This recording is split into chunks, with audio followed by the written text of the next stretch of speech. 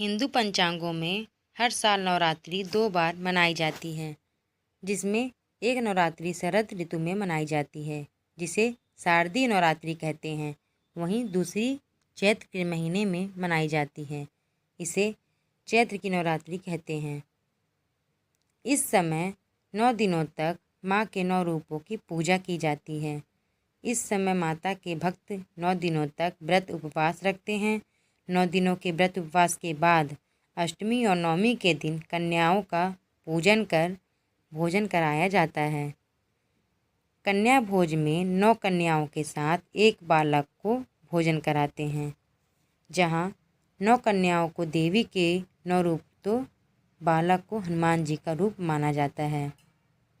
इस दौरान किन बातों का ध्यान रखना चाहिए, आइए जानते हैं। नवरात्रि के 9 दिन कन्या भोज कराने से उपासक को बहुत पुण्य मिलता है। साथ ही 9 दिनों का उनका उपवास सफल होता है।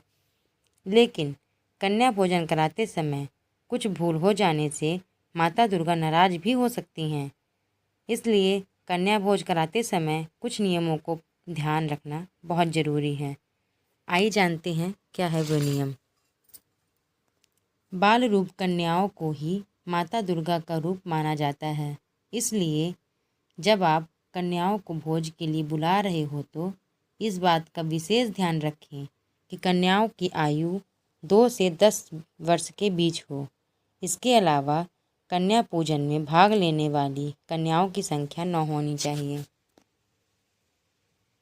नवरात्रि में अष्टमी और नवमी के दिन कन्या भोज कराया जाता है।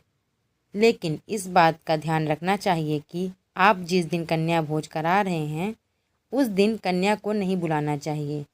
शास्त्रों में भी कहा गया है कि कन्या भोज कराने से एक दिन पहले कन्याओं के घर जाकर उन्हें न्योता देना चाहिए।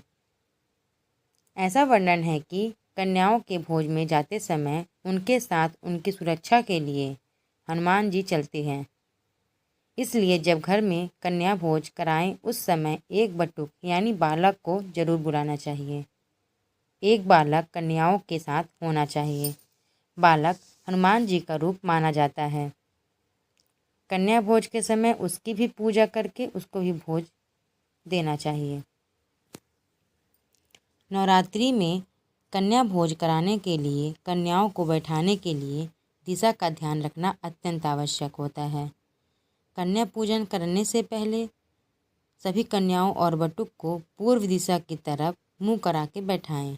फिर पूजा करने के बाद भोजन परोसें। कन्या भोजन कराते समय इस बात का ध्यान रखें कि इस दिन सात्विक भोजन ही भोग में लगाएं और भोग लगाने के बाद परोसें। कन्या भोज कराते समय इसका विशेष ध्यान रखें कि कन्याओं को ज़बरदस्ती खाना ना खिलाएं। जितना उनका मन हो उतना ही खाने को दें। कन्या पूजन और भोजन होने के बाद कन्याओं को और बटुक को दक्षिणा दें। दान दक्षिणा करते समय इस बात का ध्यान रखें कि कन्याओं को धन का दान नहीं दें। इसकी जगह आप कोई ज़रूरत की वस्तु उन्हें दे दें। धन्यवाद। अगर आपको मेरी ये जानकारी पसंद आई हो तो प्लीज़ मेरे चैनल को लाइक, सब्सक्राइब और शेयर ज़रूर करें। धन्यवाद।